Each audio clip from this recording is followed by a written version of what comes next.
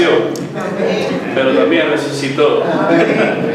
Y hoy estamos celebrando ese momento muy especial.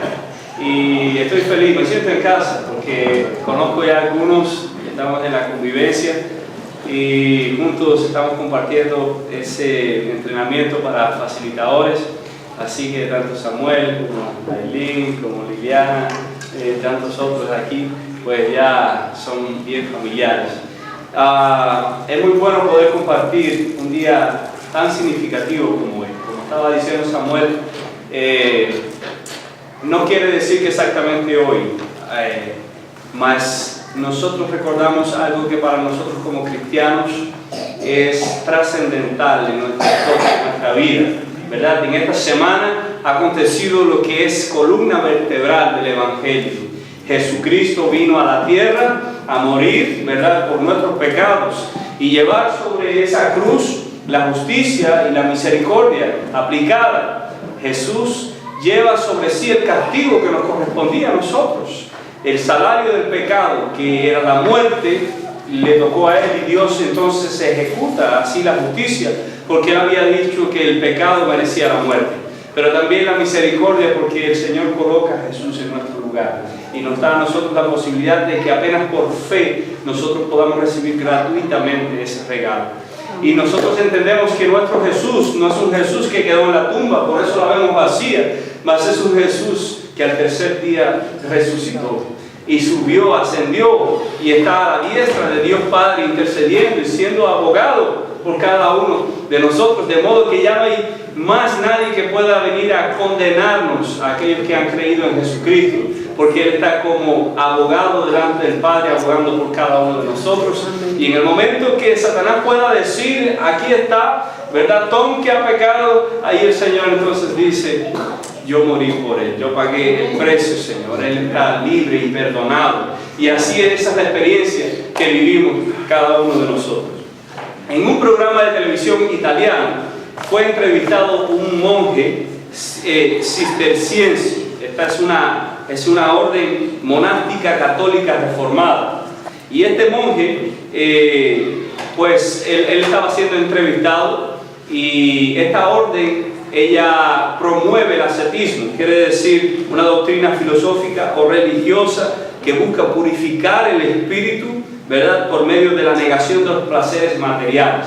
En otras palabras, se caracteriza por pasar la mayor parte del tiempo en silencio y soledad, apartado del mundo, de la contaminación.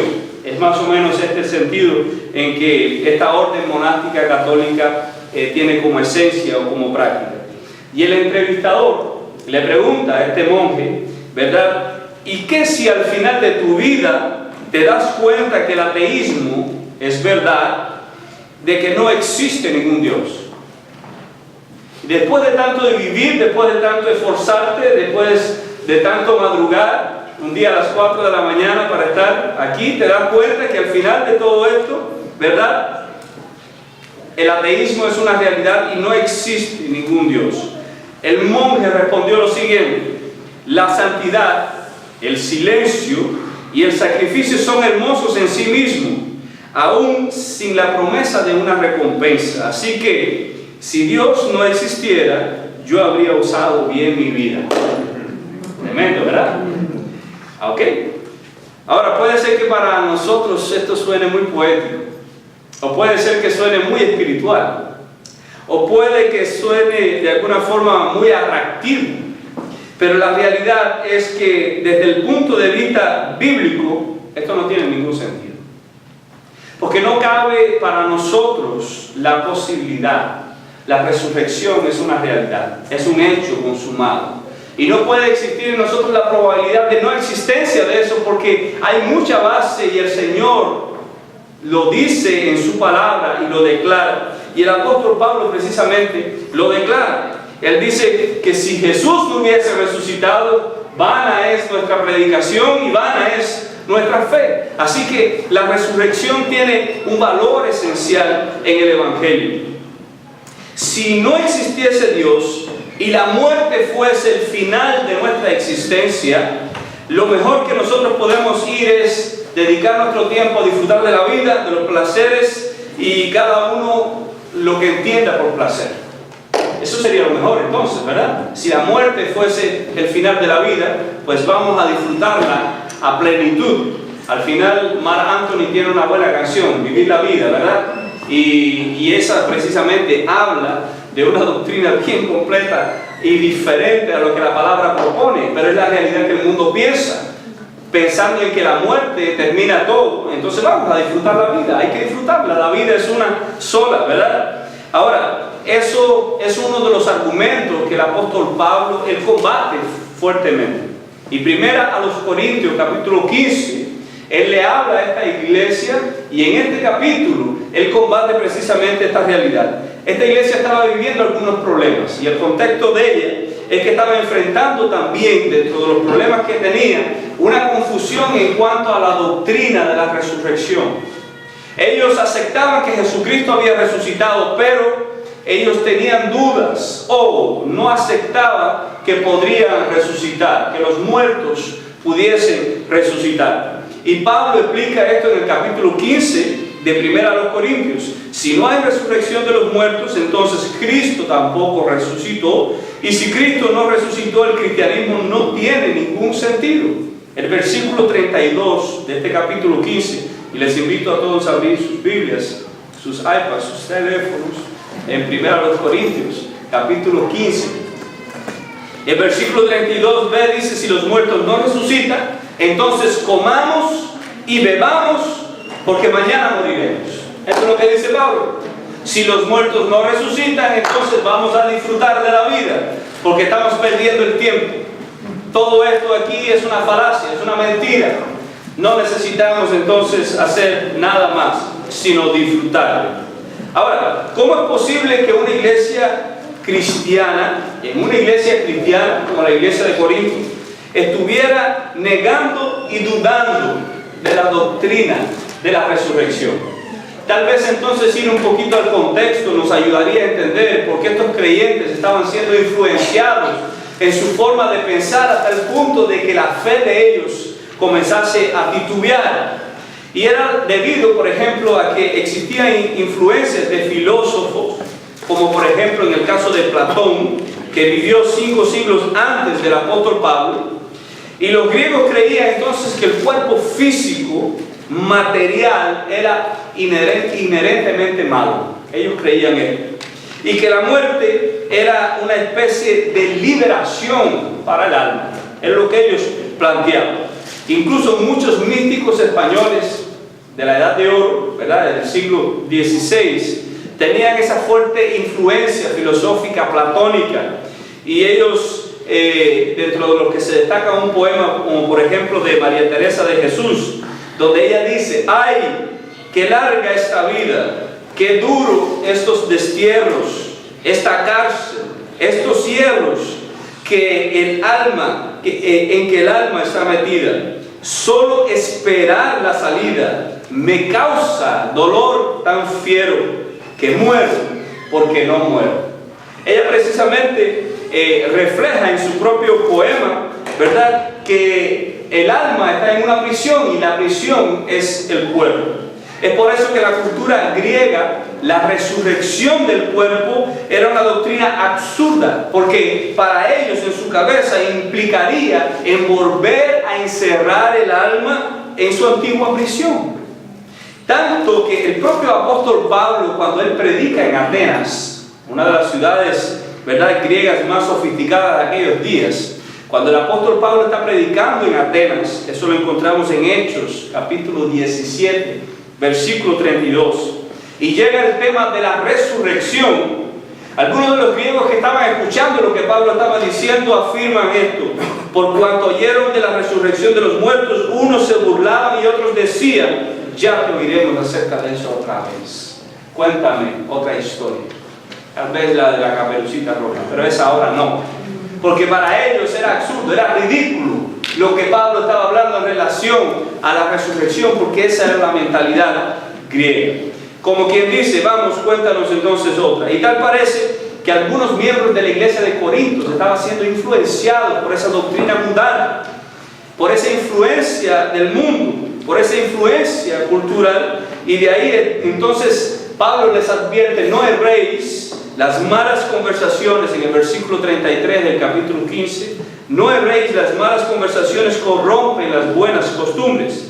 Pablo está hablando específicamente de la doctrina de la resurrección. Algunos miembros de esta iglesia estaban permitiendo que las creencias, ¿verdad?, de la sociedad alrededor corrompieran y minaran su propia forma de pensar y su propia forma de confiar y creer en el Señor. Miren qué interesante.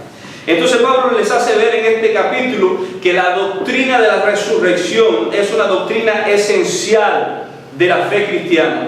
No se puede ser cristiano y negar la doctrina de la resurrección. Entonces, para probar esto, Pablo entonces les escribe a ellos, y en este capítulo Pablo habla estableciendo la certeza de la resurrección, a partir del capítulo 1, del versículo 1 hasta el versículo 11. Leamos el versículo 1 y 2. Además os declaro, hermanos, el evangelio que os he predicado, el cual también recibisteis, en el cual también perseveráis, por el cual asimismo, si retenéis la palabra que os he predicado, sois salvos, si no creísteis en vano. Entonces está diciendo que la resurrección de Cristo es una parte fundamental del evangelio y que ellos de hecho habían abrazado por medio de la fe. De lo contrario, todo lo que habían creído era vano. Nadie será salvo a menos que acepte el evangelio. Amén. Nadie será salvo a menos que acepte el evangelio. Y el evangelio es la buena noticia de Dios, que Dios llevó a cabo, ¿verdad?, para salvar a los pecadores a través de la vida, a través de la muerte y a través de la resurrección de Cristo. Eso lo afirma el apóstol Pablo en los versículos 3 y 4, cuando dice: porque primeramente os he enseñado lo que asimismo recibí, que Cristo murió por vuestros pecados, conforme a las Escrituras, y que fue sepultado y que resucitó al tercer día, conforme a las Escrituras.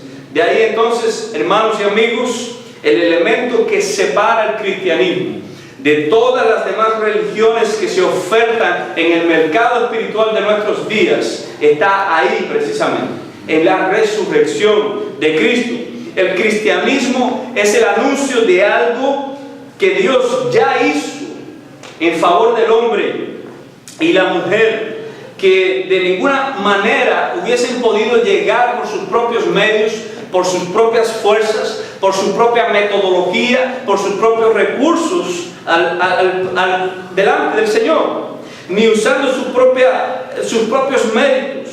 Así que el evangelio no es un consejo de un estilo de vida diferente o de una vida mejorada. El evangelio es un anuncio. Es el anuncio de buenas nuevas. Es una noticia de que Jesús vino a salvar al hombre a través de su muerte y de su resurrección. Cristo vino al mundo a hacer con nosotros un cambio de expediente. Esa es la realidad. Hubo un cambio de expediente. En la cruz del Calvario Él sufrió el castigo que nosotros merecemos por causa de nuestros pecados. Y al mismo tiempo Él nos otorga, a través de su gracia y por medio de la fe, las bendiciones que Él merece por causa de su obediencia. Hay un cambio de expediente. Entonces yo le doy a Jesús mis pecados y Él entonces me da su justicia. Eso es lo que acontece en el evangelio. Primera de Pedro capítulo 3 versículo 18 nos habla: el justo por los injustos para llevarnos a Dios. El justo sufrió por los injustos para llevarnos a Dios. Así que no hay una sola religión en el mundo que predique este mensaje. La gracia de Dios en Cristo es la característica exclusiva del evangelio. Y es la gracia, y es esa gracia la que nosotros debemos recibir por la fe para ser salvos. Esa es la esencia del evangelio. El versículo 2 dice: por el cual asimismo, si retenéis la palabra que os he predicado, sois salvos, si no creísteis en vano. Ahora bien, la resurrección no solo es una parte fundamental del evangelio, sino que también es un hecho incuestionable de la historia. Una de las cosas que me llama la atención cuando voy a Israel es precisamente percibir que hay una historia que respalda, ¿verdad?, a ese Jesús. Hay lugares físicos, hay una historia, hay generaciones que pueden dar testimonio de esto. Pero aún así, si no estuviese la palabra, no valiese para nosotros. Pero Pablo lo refleja. Y en los versículos 5 al 8 él dice: y que apareció a Cefas y después a los 12, después apareció a más de 500 hermanos a la vez, de los cuales muchos viven aún y otros ya duermen. Después apareció a Jacobo, después a todos los apóstoles, y al último de todos, como a un abortivo, me apareció a mí, dice el apóstol Pablo. En cualquier tribunal humano, escuchen bien esto, hermanos, en cualquier tribunal humano en el que se está juzgando un hecho, el testimonio de los testigos oculares es de suprema importancia, sobre todo cuando se puede comprobar, ¿verdad?, o constatar que se trata de personas que están en un pleno equilibrio mental, de una integridad aprobada y cuyo testimonio puede corroborarse con los otros testimonios. Además, este testimonio se fortalece aún más cuando vemos que tales personas, tales testigos, están dispuestos a padecer toda clase de sufrimiento, incluyendo hasta la propia muerte si es necesario, con tal de mantener la visión de los hechos. Y aún más, si a todo esto podemos añadir el hecho de que los opositores del cristianismo nunca pudieron presentar el cadáver de Cristo para desmentir a los apóstoles. Y aún más, si a todo esto añadimos que su tumba vacía, a pesar de que había estado fuertemente custodiada por la guardia romana, aún así la tumba está vacía. Entonces, no habría ninguna duda en este tribunal para fallar a favor del hecho histórico de que Cristo resucitó. Y Pablo viene y nos presenta entonces testigos oculares. Pablo entonces viene y nos llama a esos testigos para hablar en esta mañana. Y el primero que llama es a Cefas, es decir, a Pedro, al apóstol Pedro. Y no existe ninguna explicación lógica que explique el cambio tan trascendental que ocurrió en la vida de este hombre, ¿verdad que sí? En Pedro. Fue un cambio drástico y trascendental. En los últimos capítulos del Evangelio nosotros vamos a ver a un Pedro, un hombre lleno de miedo, un hombre hasta inseguro, impulsivo, sanguíneo, un hombre que en medio de la circunstancia difícil niega a Jesús, aun cuando le había prometido amarle y morir por él, ¿verdad? Aun cuando en cierto momento le corta la oreja mal, pero a la hora dura de verdad, Pedro niega a Jesús. Y no solo esto, sino que cuando Jesús muere, ahí está Pedro volviendo otra vez a su negocio, a la pesca, al mar, a la barca, nuevamente. Parece que con la muerte de Cristo para Pedro, todo había terminado. Pero cuando llegamos a los primeros capítulos de Hechos, nosotros encontramos a un hombre lleno de coraje, un hombre lleno de unción, un hombre lleno de convicción, un hombre lleno de poder, un hombre proclamando el mensaje del Evangelio y viendo respuestas increíbles a ese mensaje. Ahora la pregunta es, ¿qué aconteció en la vida de Pedro que trajo este cambio tan drástico, tan significativo en su persona? Y Pablo nos responde y nos dice en esta mañana: Pedro vio al Cristo resucitado. Eso hizo la diferencia, eso hizo el cambio precisamente en la vida de este hombre. Pero Pablo continúa y llama a otros testigos más, y ahora llama a los demás apóstoles. Y Pedro no fue el único. Algunos llegaron incluso hasta injuriar y culpar o calumniar a los apóstoles, alegándole que ellos habían robado el cuerpo de Jesús como una estrategia para desaparecer a Jesús y entonces apoyar su falsa religión.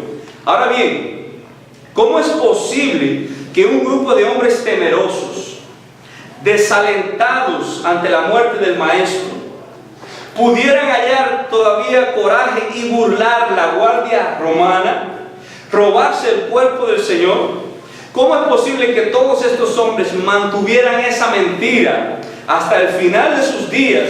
Y sobre todo tomando cuenta que todos ellos, con excepción de Juan, murieron martirizados. Ese tipo de muerte cruel fue a la que ellos terminaron sus días. ¿Cómo es que ellos llegaron hasta ese punto aún sin negar esa realidad? Pero Pablo nos llama a otros testigos más. Y ahora no son los apóstoles apenas. Ahora son 500 personas, 500 hermanos a la vez. 500 personas. Mire, una persona puede hasta equivocarse. Una persona puede hasta tener una ilusión óptica y engañarse en un momento. Pero 500 personas. 500 personas. Es difícil que 500 personas al mismo tiempo tengan la misma visión. Y aún Pablo añade más y dice, algunos de ellos están vivos todavía, así que pueden preguntarle a ellos, porque así lo añade en el pasaje. Pablo continúa llamando a los testigos y ahora llama a Jacobo, refiriéndose al medio hermano del Señor. Cristo tenía más hermanos y uno de ellos era Jacobo. Lo interesante del testimonio de Jacobo es que Jacobo no había creído durante el ministerio terrenal de Jesús. Su medio hermano había predicado, había ejercido un ministerio, sin embargo Jacobo no había creído durante el ministerio de Jesús en vida. Jacobo no creyó en Cristo. Jacobo negó al Señor. Sin embargo, Jacobo llegó a ser uno de los líderes más importantes de la iglesia primitiva.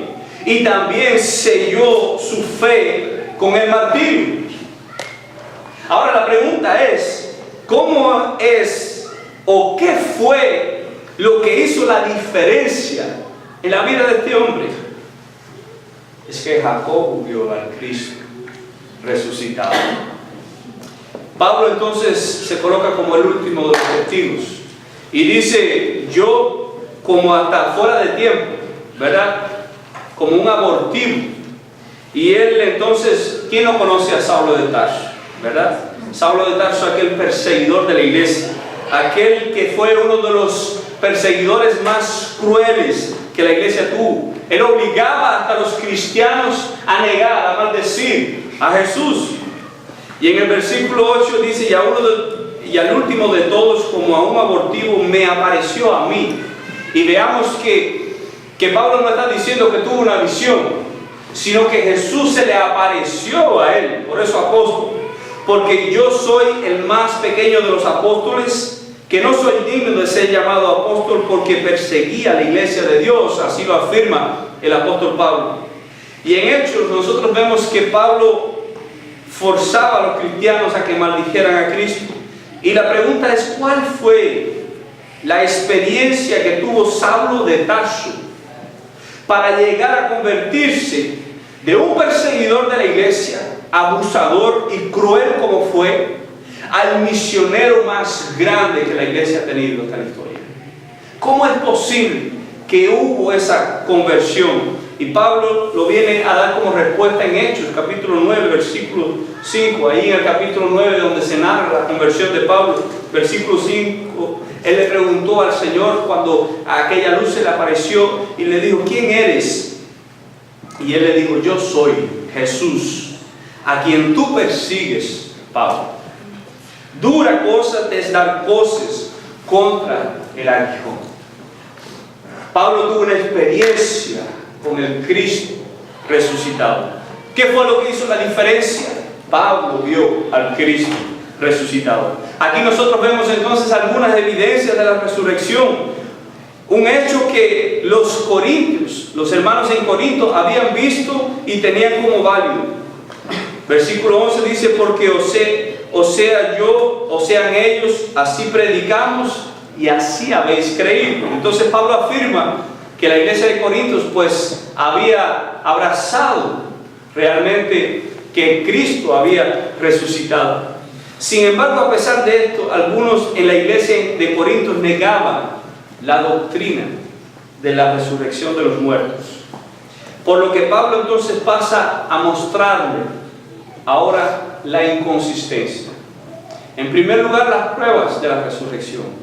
Pero en segundo lugar, ahora, la inconsistencia de negar la resurrección. No olvidemos el proceso de argumentación que Pablo está trayendo. Él está diciendo que si no hay resurrección de muertos, Cristo no resucitó, y si Cristo no resucitó, tendríamos entonces que llegar a algunas conclusiones incómodas. La primera de ellas, vana es la predicación. Versículo 12 al 14.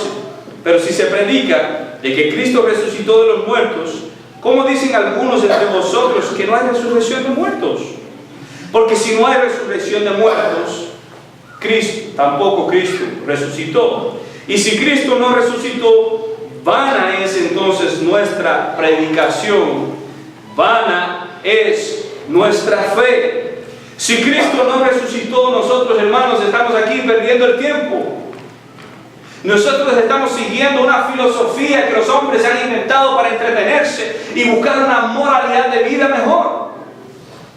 Estamos viviendo apenas a jugar iglesia porque de alguna forma esto es un lugar donde los hombres pueden esconderse de sus propias maldades y de alguna forma mostrar una apariencia piedosa. O de alguna forma pueden hacer algo para esconder la culpabilidad y la condenación de las cosas malas que han hecho. O simplemente esconden su debilidad detrás de algo que llaman religión. No por gusto un sistema socialista declara precisamente que la religión es considerada el opio de los pueblos, la droga de los pueblos. Esa es la filosofía que muchos pueden comprobar. Entonces, si Cristo no resucitó, todo lo que nosotros estamos haciendo aquí es simplemente una pérdida del tiempo. El cristianismo entonces no tiene sentido sin la resurrección. Por otro lado, todos los que dieron testimonio de la resurrección entonces serían apenas mentirosos. Todos ellos serían mentirosos. Si somos hallados falsos testigos, versículo 15, afirma Pablo, porque hemos testificado de Dios que Él resucitó a Cristo, al cual no resucitó, si en verdad los muertos no resucitan. Entonces, en primer lugar, vana es la predicación. En segundo lugar, no hay salvación, porque si los muertos no resucitan, tampoco Cristo resucitó, y si Cristo no resucitó, vana es vuestra fe. Entonces la salvación, aún estáis en vuestros pecados, no hay remisión de pecados, así lo afirma entonces el apóstol Pablo. Entonces también los que durmieron en Cristo perecieron. ¿Qué sentido hay? Era simplemente una mentira. Entonces no hay salvación. Si Cristo no resucitó, en tercer lugar, seríamos los más dignos de lástima. Así aporta el apóstol Pablo, versículo 19. Si en esta vida solamente esperamos en Cristo, somos los más dignos de conmiseración de todos los hombres. Dignos de lástima. Cosa que dicen, no importa si Cristo resucitó. Algunas personas a veces pueden decir, no importa, lo importante es que ese Jesús fue un buen hombre y nos dejó buenos principios. No, cuidado con esa afirmación, porque muchas veces nosotros podemos estar hasta en el fondo de nuestro corazón, dudar de la realidad de esa verdad de que Jesús realmente resucitó. Y por lo menos a veces pensamos, bueno, si al final todo esto es mentira, pues bueno, al final yo viví una vida piadosa y moralmente correcta y todo bien. No, cuidado, no se deje engañar con esta realidad, porque la palabra del Señor dice que si Cristo no resucitó, nosotros seríamos los más dignos de lástima. Personas que, por favor, son ignorantes, viviendo detrás de una mentira. Sin la resurrección no existe mayor desgracia que ser cristiano, porque estaríamos detrás de una ilusión, cediendo, sacrificando y obedeciendo en torno a algo que no es verdad, que es falso. Si la muerte es el fin de nuestra existencia, no tiene caso ni restringir nuestros deseos. ni salir de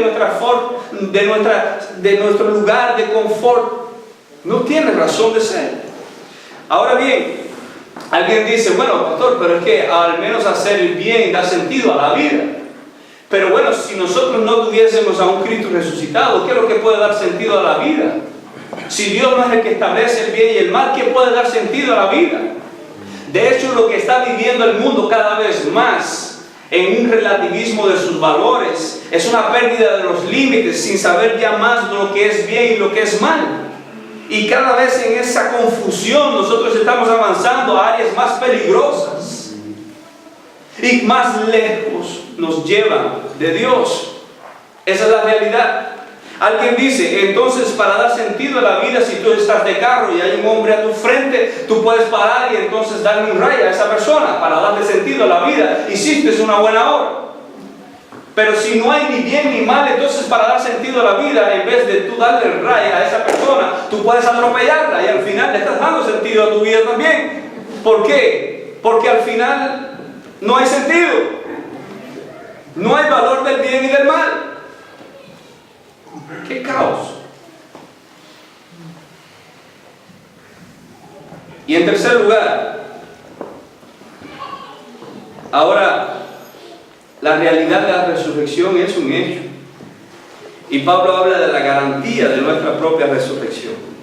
Versículo 20 al 22 dice, mas ahora, Cristo ha resucitado de los muertos. Primicia de los que durmieron es hecho. Porque por cuanto la muerte entró por un hombre, también por un hombre la resurrección de los muertos. Porque así como en Adán todos mueren, también en Cristo todos serán vivificados. Pero cada uno en su debido orden, Cristo las primicias, luego los que son de Cristo en su venida. Entonces, hay esperanza de resurrección. Nosotros seremos transformados.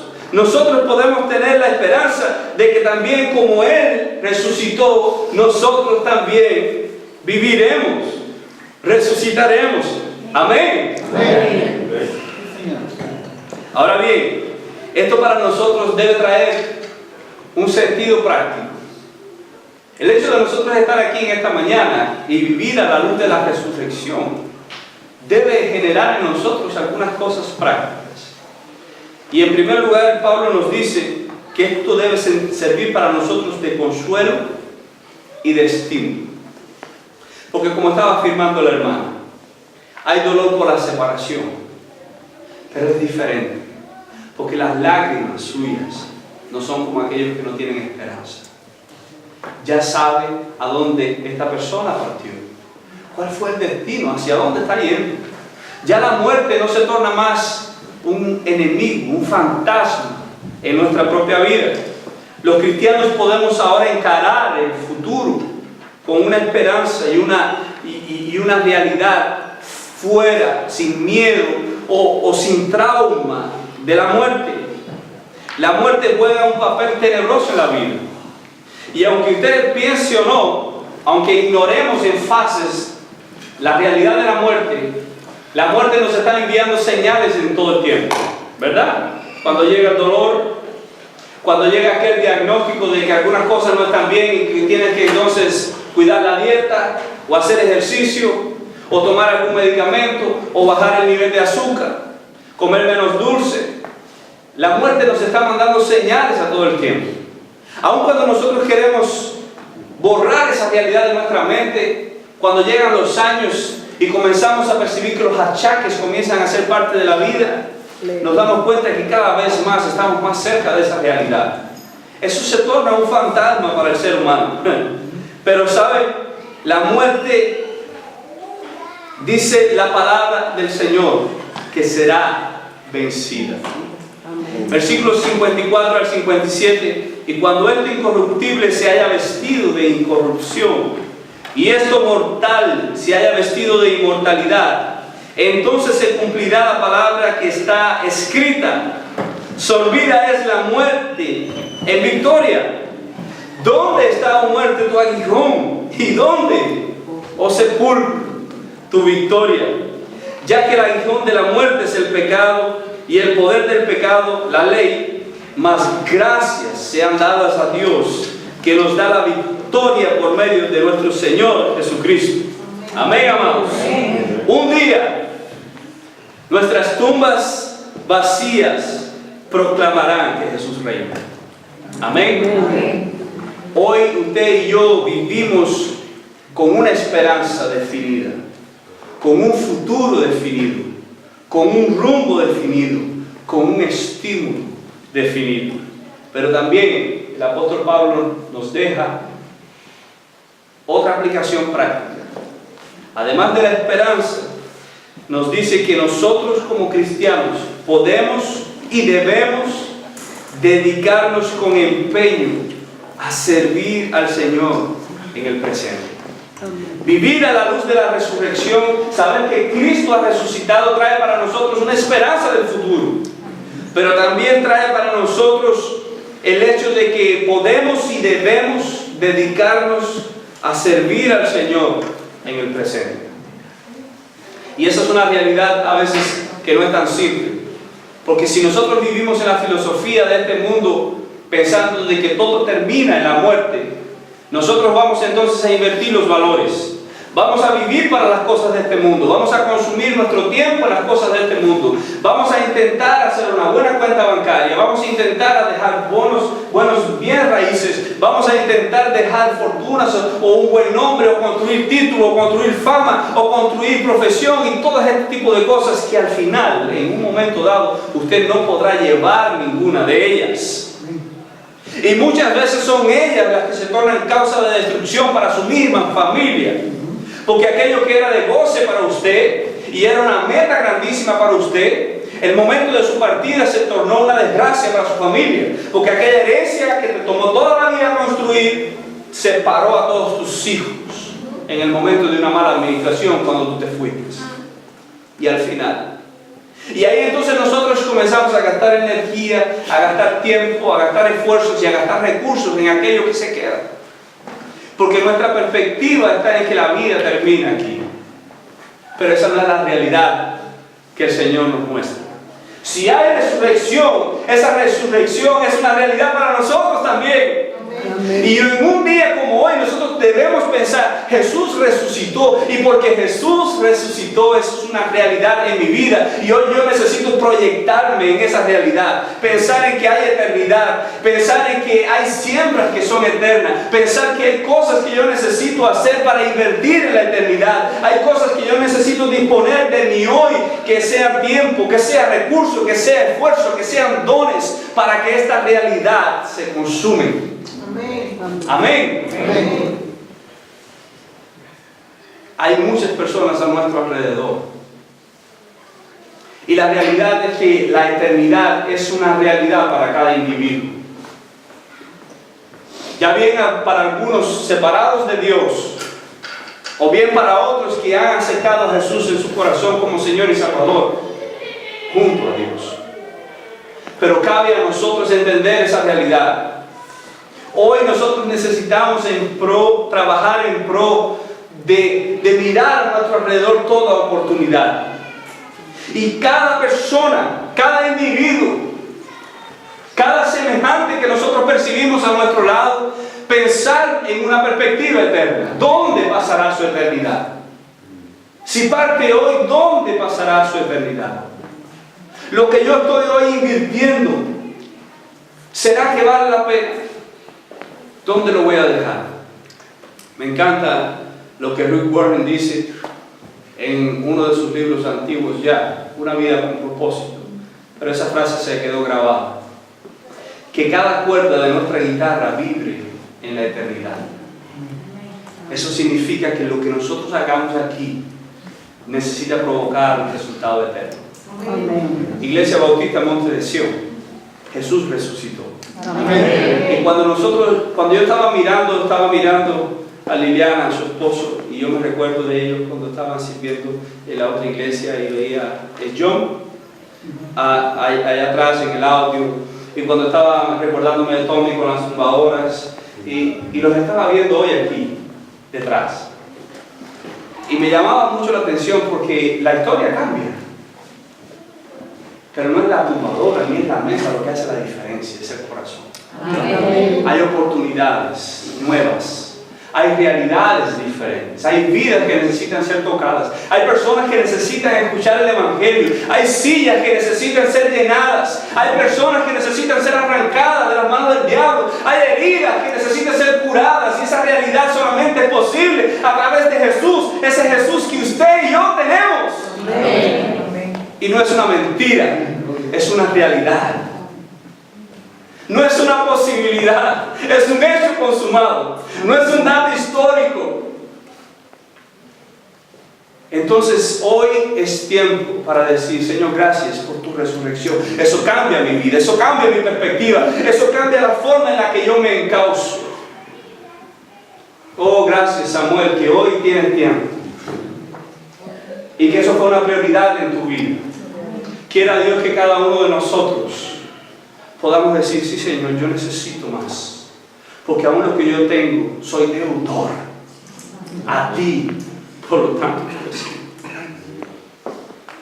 Así termina el apóstol Pablo y dice: así que, hermanos míos, estad firmes y constantes, creciendo en la obra del Señor siempre, sabiendo que vuestro trabajo en el Señor no es en vano. ¿Saben por qué? Porque Cristo resucitó. Amén. Que el Señor nos bendiga. Amén.